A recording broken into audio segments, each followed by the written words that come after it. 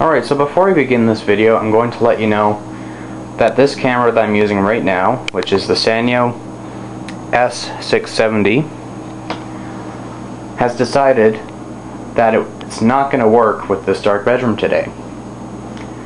Yesterday I tried filming this video about this computer, but unfortunately the batteries died. And as I was filming before they died, it was a lot brighter than this. I don't know. It's decided not to work today, so I'm going to have to use the brightness tool in Windows Movie Maker, which I am not happy about. Because yes, it does take a little bit of the color away, but it's the only way you can see the video.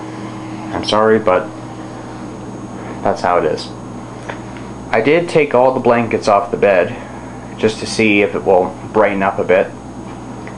That doesn't make a difference, so I thought screw it. Yeah, this is terrible. It was much brighter than this. I don't know what the hell happened. All the lights are on. The blinds, well, they're pretty much useless because there's a bush covering my window and it doesn't really let any light through the windows anyway. The sun is on that side of the house, it's not at the front. So that's why it's much cooler on this half. So, let's get started. Yep, the clock is unplugged, so it won't chime while I'm making a video. I got my goofy keyboard. It's the only one that I could grab that was closest. So let's get started. Okay, so this is the IBM Netvista, and the model is 6823-K9U. That's the model of this tower, and believe it or not, it actually has a monitor with it. I forgot to mention that in my previous video, which I am sorry about. I had it sitting in the closet face down on a towel to prevent scratching the screen. But yeah, it still works. And also, believe it or not, this monitor still has the original sticker from it. It is a 17-inch IBM monitor. Condition is A, and it is a CRT flat, and it was made in 2002. The model number for this monitor is G78. So yeah, I can't believe it still has the damn sticker. I'm gonna stick it back on, or probably put it in the computer tower so I don't lose it. So in case if there is a problem with the monitor, I can just look up the model type and see if I can get some answers. The specs of this machine are 512 megs of RAM, a 1.60 gigahertz processor, Pentium 4, a 30 gig hard drive, which used to be a 20 gig but has been upgraded. There used to be a 128 megabyte video card, but since the fan on it is busted and there's some blown caps, I don't trust it. So the only one that I had was a 32 megabyte video card. So yeah, I'm not too happy about that. And it is running Windows XP Media Center Edition. It had Service Pack 2 installed, but I upgraded it to Service Pack 3. You guys are probably wondering, why did that man throw this computer and the other two computers out in the garbage? Or was about to? Well, I have two reasons for the other two computers. The Dell which is a GX110, is a Pentium 3 and is old to him, but to me, it still has value to it. It's not worth selling, but I can still use it for something. The custom built computer tower, probably because it had a blown capacitor and he was too lazy to change it, and probably because it's too old. I don't know. The PCI Express video card, he got rid of that one because he upgraded to an ATI video card, which I believe has 3 gigs of RAM. This machine, I have no idea why they got rid of it. Probably, I think I have a couple reasons to why. Reason number 1, it's probably too old for them, doesn't have that ooh ah thing like it used to.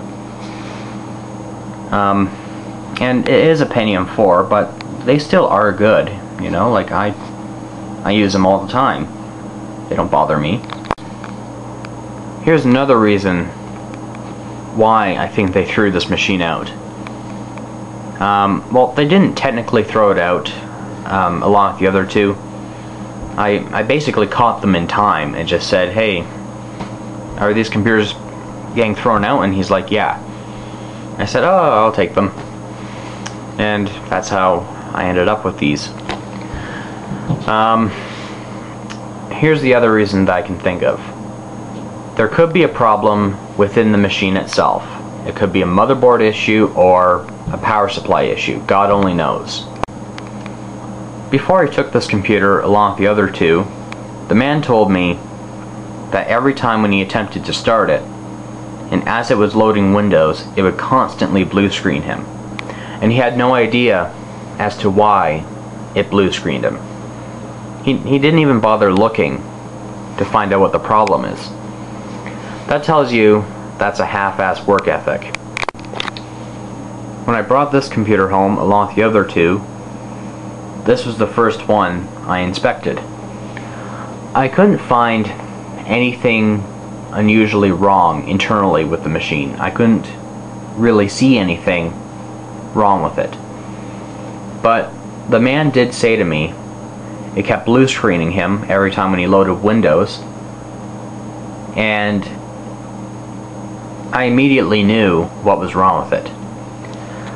Usually when Windows XP or 2000 or newer operating systems give you a blue screen, they will sometimes tell you to check your hardware or software. And I decided to check the hardware, which was the PCI devices or the AGP device. Sure enough, there was one device inside the machine that was not functioning, and that was the video card. This is the video card that was from the machine. As you can see, some of the caps kind of look a little bulged. They don't look flat like that one or the other green ones, but they're definitely bulged, and they look like that they're about to pop. There used to be another capacitor in this area. I think it was right there where my thumb is, but it was so loose it just fell right off. Oh no, this is where it used to be. The capacitor used to be right there, and it fell off. I don't know where it went. I don't know, but I don't care. And this is the heatsink fan. I'm not sure if any of you guys can see this, but it doesn't even move freely. And it's about to come off. Oh, there we go. A little bit of rust, and there's a lot of rust on there. So I'm not even going to waste my time with it. I only have a 5-watt soldering iron that runs on batteries. and I will have to buy a newer soldering iron with more power to it to get those capacitors off. I tried with my other soldering gun that I have. It doesn't work. And I will have to replace the heatsink fan. So I decided to toss in a 32 megabyte video card. And the reason for doing that is because I'm not really going to be using this computer for anything important, such as internet videos or like any higher tech games, which I barely do play games. I don't play as much as I used to. So this is going to be used as a movie computer. Now here's an explanation to why I'm turning this machine into a media center PC, if you will. And I'm going to explain in a second to why I'm not using that machine for this job. Once in a while, my sister will come in here to visit me when she's bored. She'll either plunk around on the piano for a bit, or she'll kick me off of my main computer, which is the HP tower. And I don't necessarily enjoy being kicked off of my computer. Now, I wouldn't call it getting kicked off. She asks me before it's okay to do it. And I'm okay with it sometimes. Sometimes I'll be editing a video for you guys and I'll try to upload it, but when she kicks me off, well, it takes longer for me to get it done. Some of you remember a computer tower that I used to have in older videos. It was called the Dell Dimension 1100. That computer never left the house. I never sold it. I just gave it to my sister. Like, it's in the room next to mine, so, you know, I never sold the machine. It's always been here, and it always will.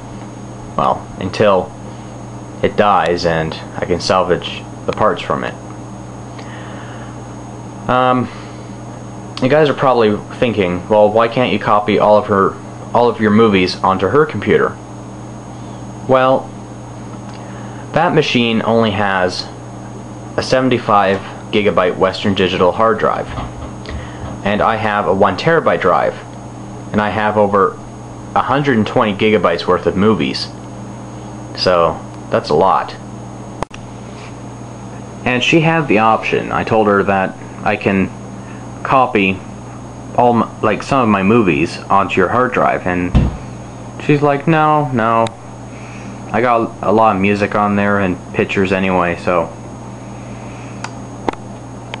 instead of her watching all of my movies on my main computer, she'll be watching them on this computer tower connected to the 35-inch TV. It's a perfect plan. Here's the reason why I'm not using this computer tower for this job.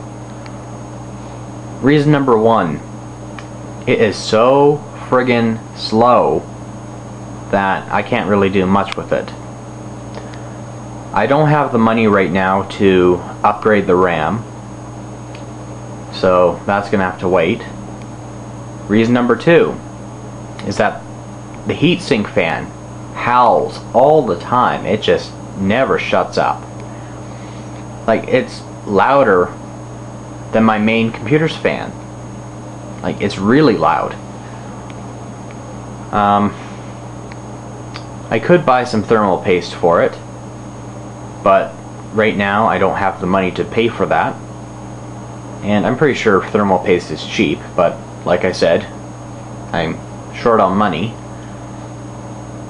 And I could possibly use speed fan, but it's a 50-50% chance speed fan will work. Like, it will work on some computers, and sometimes it won't work at all on others. So I'm gonna have to try that out sometime this weekend and find out what the results are. Now let's start this pig. Oh, and when I got it, the power button had some issues too. I couldn't get the power button to work properly. So what I had to do was put some paper in the hole where the power button is, because it's wedged in so far I can't even pull it out. So what I did was I did put the paper in, and I put the front cover on, push the button, the computer turns on and off, no problem. Now there are two more problems with the machine. The top USB port doesn't work. If I plug something into it, it won't work. And the reason for having two mouses is because the PS2 port, which is the mouse port, doesn't work. I can shake this thing all I want. The cursor doesn't move, or the pointer, sorry. I'm half awake. But the USB mouse, oh shit, it's not working. But it does detect that there's something there. And double shit, I forgot to plug in the speakers. Damn it.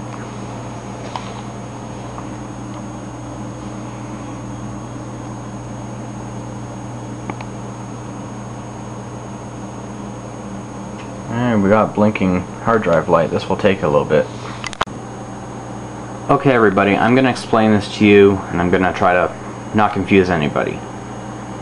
So here we go. These are all the clips that I just finished recording. This clip right here is the very beginning of this video. And, oops. And this is the very ending of the video. So right now what I'm doing is I'm recording the middle part. Now let me explain this. The reason for all these clips is for my benefit.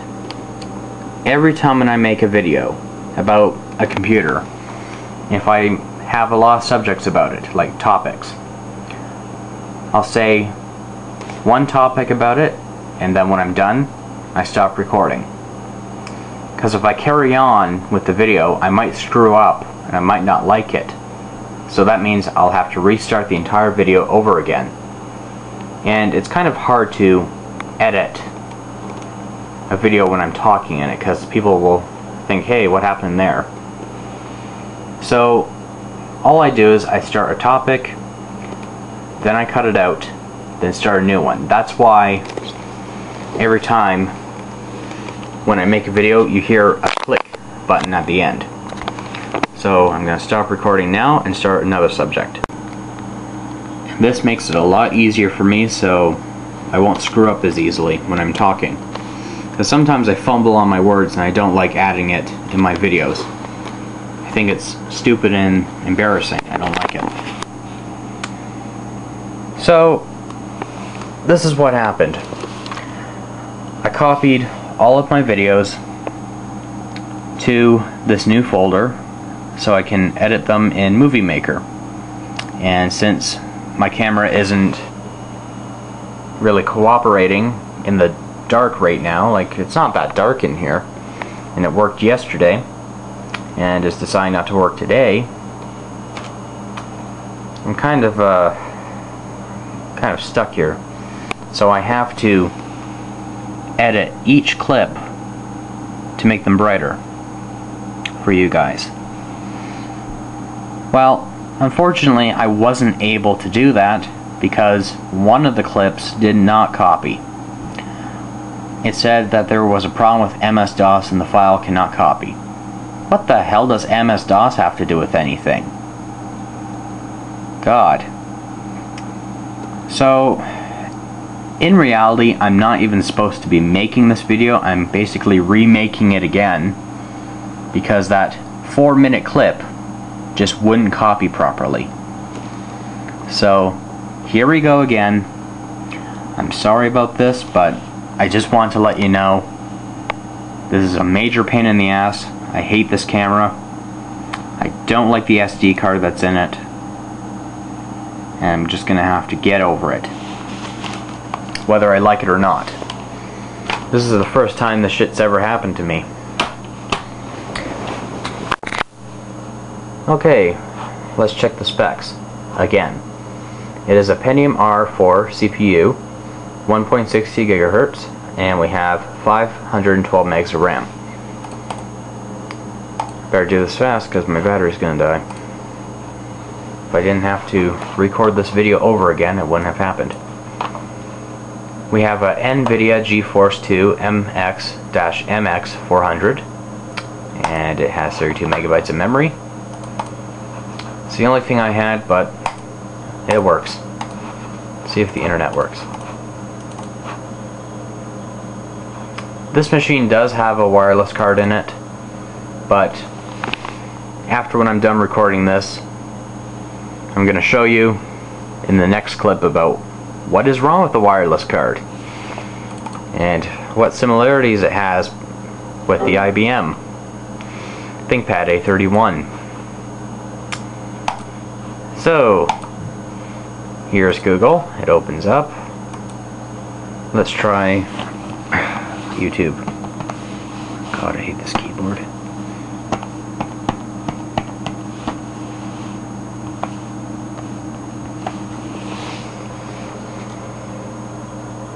Simple as that. Oh. Yeah, I forgot to install the Flash player, but piss on it. You know, I'm just having those days where I just do not give a shit. And it just made it just really ticked me off because I just cannot believe I have to redo this again. So YouTube seems to work. Just gotta update the Flash player.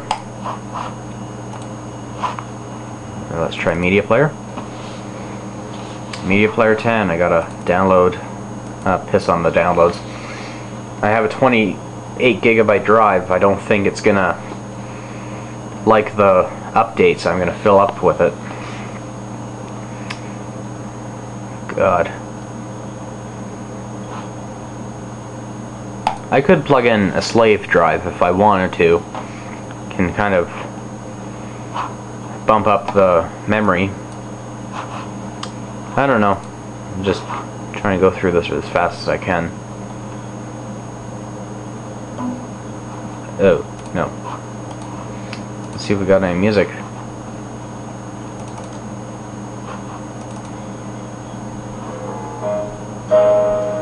So I'm glad that the sound works and everything else works. The only thing I'm a little ticked off about is that the one USB port on the front doesn't work, and the stupid PS2 mouse port doesn't work.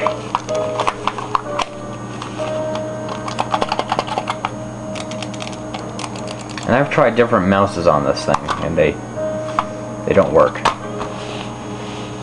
So, yeah, that kind of ticks me off a bit.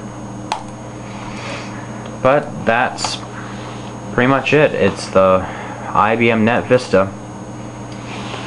Model number is 6823-K9U, in case any of you are wondering what kind of model this is. I wonder if the power button works on here. No, it doesn't have that feature. This keyboard has that power, sleep, and wake up button, and neither of those goddamn buttons work. Oh well, you can't blame it for being a cheap $5 rubber keyboard. It's waterproof, so they say. But that's it for this computer tower, and I'm going to be making probably another video about it later on, so Yeah, I think I should call this IBM Computers Week. Found it. Just gotta plop it in there. There we go. Oh, jeez, I'm getting so friggin' old for this.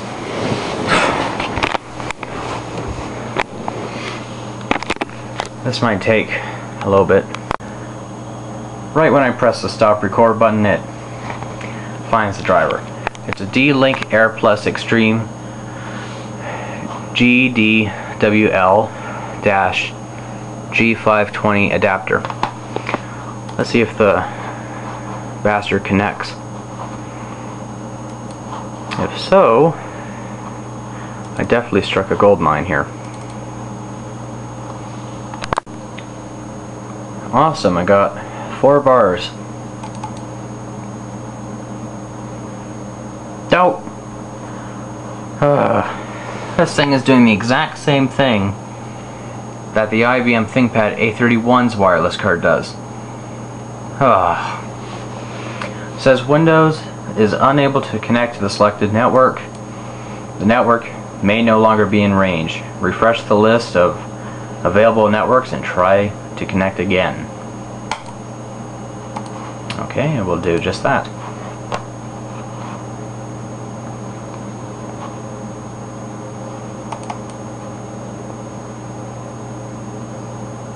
Nope. Okay, I'm gonna restart the computer and see if that does anything. If not, then I will switch the card into a different PCI slot. Maybe that will do something. Okay, so restarting the computer and moving the card to a different PCI slot didn't help. But I do have a Linksys wireless card, and the only problem is that the antenna which connects to it is busted. But I'm going to try that card out since I now have a fully working antenna. I might have a good shot at this. Till next time.